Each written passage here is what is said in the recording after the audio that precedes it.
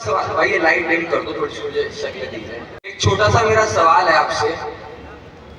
आज यहाँ पर लगभग 1000 कुर्सियां हैं, कुछ लोग मुझे खड़े हुए भी दिख रहे हैं। आप में से कितने लोग ऐसे हैं जिन्होंने रामचरितमानस खुद पढ़ी है? कोई भी नहीं दिखा। कितने लोग हैं जिन्होंने वाल्मीकि रामायण पढ़ी है? शायद ही कोई। तो यही उद्देश्य है इस रामलीला मंचन का, कि जो संदेश प्रभु श्री राम ने हमें दिया, जो जीवन जीने का तरीका उन्होंने साक्षात अवतरित होकर हमें सिखलाया, वो जनता तक पहुंचे, वो पंक्ति के आखिरी व्यक्ति तक पहुंचे और हम सब सीख सकें और जान सकें कि कैसे हमें जीवन जीना है। हमारी रामलीला में नवरात्रे में ये रामलीला दिखाई जाती है, इसका मंचन होता है, कभी 8 कभी 9 दिनों का ये कार्यक्रम होता है। तो इसमें जितने भी दृश्य दिखाए जाते हैं ये सिर्फ मनोरंजन के कारण नहीं है, इससे हमें हर दृश्य से कुछ ना कुछ सीखने को मिलता है। मैं ऊपर से आज उन सभी दृश्यों को एक बार दोहराना चाहूंगा और आपसे इसको डिस्कस करना चाहूंगा कि क्या हम एक एक दृश्य से सीख सकते हैं। सबसे पहले आपके सामने एक सूत्रधार आया, उसने आपको बताया कि भगवान क्यों अवतार धारण करते हैं, क्या रामलीला मंचन का उद्देश्य होता है, क्यों भगवान हमारे बीच आते हैं और निराकार रहते हुए ही राक्षसों का संहार नहीं करते। हम अक्सर भगवान को एक ऐसे पायदान पर रख देते हैं कि ये भगवान है, इन्होंने जो भी अपने जीवन में किया वो हम नहीं कर सकते। यही हमारी सबसे बड़ी भूल है। भगवान अवतार धारण करते इसीलिए हैं कि हम देखें कि एक मनुष्य के रूप में हमारे कर्तव्य क्या है, हमारा धर्म क्या है, किस तरीके से हमें अपने जीवन का पालन करना है। उसके बाद दूसरे दृश्य में हमने श्रवण कुमार को देखा। श्रवण कुमार की मातृ भक्ति देखी और हमने ये जाना कि कैसे हमारे माता पिता के प्रति हमारा धर्म है कि हम उनकी सेवा करें। उसके बाद दशरथ जी से श्रवण कुमार को रात के अंधेरे में जब वो शिकार करने गए थे तो उनसे श्रवण कुमार को तीर लग गया। अब इसमें अगर आप बारीकी से देखें तो इससे भी हमें एक सीख मिलती है कि कोई भी कार्य करने से पहले हमें 2 बार सोच समझ लेना चाहिए। उसके बाद शांतनु और माता श्रवण प्राण त्याग करते हैं, आपने देखा। तो उससे हमें ये पता चलता है कि जो बच्चे हैं, हमें अक्सर जब हमारे माँ बाप रोक टोक करते हैं तो हमें ये लगता है कि ये हमें क्यों रोक रहे हैं। आपने देखा कि जब श्रवण कुमार की मृत्यु का शांतनु और माता श्रवण को पता लगा तो उन्होंने अपने पुत्र के वियोग में प्राण त्याग दिए, क्योंकि माता पिता के लिए उनके बच्चे ही सब कुछ हैं। तो जब हमारे माता पिता हमारी चिंता करते हैं तो हमें उस चीज से परेशान नहीं होना है और उनकी चिंता को समझना है। उसके बाद अच्छी लगी बात, ताली बजा दीजिए ऐसे, शुक्रिया। उसके बाद आपने देखा रावण का अत्याचार हुआ।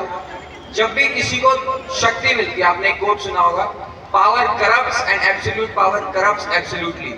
रावण बहुत ज्ञानी था, उसने बहुत तपस्या करी, बहुत शास्त्रों का उसको ज्ञान हो गया, बट एक काम खराब हो गया कि उसे अभिमान हो गया। जब रावण को अभिमान हो गया कि वो सर्वस्व है, उससे ऊपर कोई नहीं है, तो उसने आम जनता को, साधु संतों को तंग करना शुरू कर दिया, उन पर अत्याचार करना शुरू कर दिया और उनसे कहने लगा कि विष्णु का नाम मत लो, मेरा नाम लो। और उसके बाद भगवान विष्णु ने कहा कि जालिमों के खून का प्यासा सुदर्शन हो गया। भगवान विष्णु ने माँ धरती को ये आश्वासन दिया कि मैं तुम्हारा भार हल्का करूंगा और अवतार धारण करूंगा। उसके बाद दूसरे दिन आपने देखा कि विश्वामित्र की जब तपस्या बंद की राक्षसों ने, मारीच ने, सुबाहु ने, तो वो महाराज दशरथ के पास गए उनके पुत्र राम और लक्ष्मण को उनसे मांगने। अब मोह और ममता के आवेश में पहले तो महाराज दशरथ ने मना कर दिया, पर फिर गुरु वशिष्ठ के समझाने पर मोह और ममता को त्याग कर दोनों कुमारों को उन्होंने आज्ञा दी। अब इससे हमें क्या शिक्षा मिलती है? हमने इससे ये सीखा कि धर्म की रक्षा करना हमारा धर्म है। धर्मो रक्षितो, जो धर्म की रक्षा करता है धर्म उसकी रक्षा करता है। तो हमें भी जब भी कभी ऐसा कोई अवसर मिले कि धर्म की रक्षा के लिए हमें अपना कुछ कुर्बान करना पड़े तो हमें पीछे नहीं हटना चाहिए। उसके बाद हमने देखा गुरु शिक्षा, उससे पहले हमने देखा गुरु शिक्षा। तो हम अक्सर भगवान को देखते हैं कि भगवान सर्वस्व है, उन्होंने जब अवतार धारण किया तो उनके पास बहुत शक्तियां थी, उन्होंने ये शिक्षा यहीं से ग्रहण करी, उन्होंने गुरु बनाए, उन गुरुओं की बातों पर ध्यान दिया, शस्त्रों और शास्त्रों पर ज्ञान सीखा। सीता स्वयंवर, अक्सर हम हिंदुओं को ये आरोप लगाया जाता है कि नारियों का सम्मान नहीं होता। सीता स्वयंवर में हमने देखा कि एक नारी को एक आजादी दी गई कि वो अपना वर चुन सके, और वो वर जो काबिल हो, किसी जाति के आधार पर नहीं, किसी धर्म के आधार पर नहीं। तीसरे दिन आपने देखा केकई और मंथरा का संवाद। इससे हमें ये शिक्षा मिली, हमने ये सीखा कि कभी भी अपने से लोगों की संगति नहीं करनी चाहिए, वरना आपकी भी बुद्धि मलिन हो जाएगी और आप कुछ ऐसा कर्म कर बैठेंगे कि जमाना आप पर थूकेगा। उसके बाद चौथे दिन हमने देखा भरत के कई संवाद। इसमें भरत, जिनको पूरी अयोध्या का राज मिलने वाला था, उन्होंने उस राजपाट को ठुकरा दिया और जो सही था उसका पालन किया।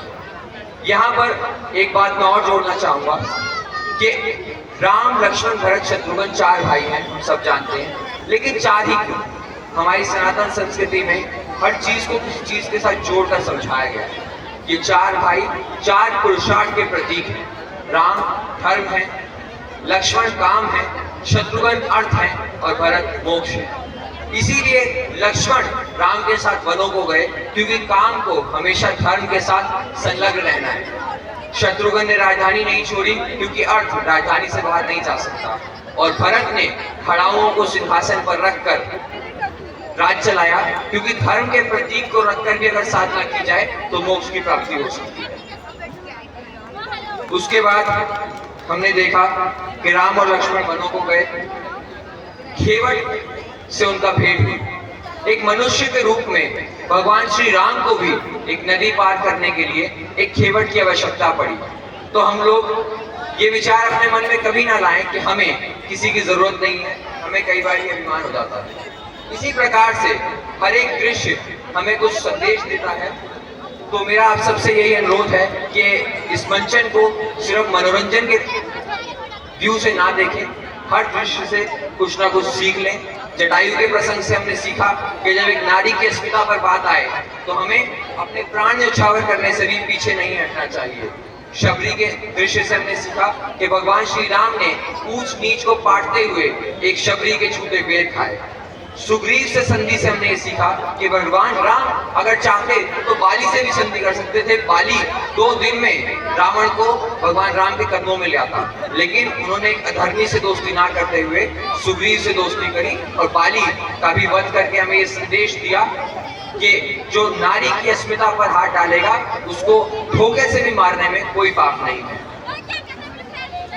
अब मैं आपसे इतना ही कहना चाहूंगा कि ये जो मंचन है इसमें काफी लोगों की मेहनत लगती है। मैं आभारी हूँ हमारे बड़े बुजुर्गों का जो इसको यहाँ तक लेकर आए हैं। तो मेरा आप सबसे अनुरोध है कि आप इस क्लब के साथ जुड़े। जो भी लोग जुड़ना चाहते हैं वो मंचन के बाद एक कागज पर अपना नाम नंबर लिखकर यहाँ मंच के पास दे सकते हैं, जिससे कि हम अगले साल तक पहुँच सकें। और इसमें धनराशि का भी काफी व्यय होता है। इस मंचन में 9 दिन का एक कार्यक्रम चलता है, तो आप अपनी क्षमता और श्रद्धा अनुसार सहयोग करें। हमारे QR कोड यहाँ पर लगे हुए हैं और आपसे इतना ही कहूंगा कि ज्यादा से ज्यादा लोगों तक ये संदेश पहुंचाएं कि रामलीला देखने आए, अपने बच्चों को लेकर आए। और ये इस संस्था का सिर्फ काम नहीं है। अभी पीछे हमारे MLA साहब आए, उन्होंने बधाई दी हमारे पदाधिकारियों को कि आप धर्म का प्रचार और प्रसार कर रहे हैं, जो कि धर्म है हमारा। तो आप सबका भी ये धर्म है। आप सबसे मेरा आग्रह है कि ज्यादा से ज्यादा लोगों तक ये संदेश जो आप यहाँ शिक्षा ग्रहण करते हैं वो पहुंचाएं और उसका आचरण करें, क्योंकि पंजाबी में कहते हैं अमला दे होंगे निवेड़े, किसी नहीं तेरी जात कुछ भी। हमारे कर्म ही हमारी पहचान है। हम यहाँ पर आकर के अगर लड़ाई झगड़ों में उलझेंगे तो उसका कोई लाभ नहीं। अंत में मेरे साथ जोरदार जय घोष करेंगे।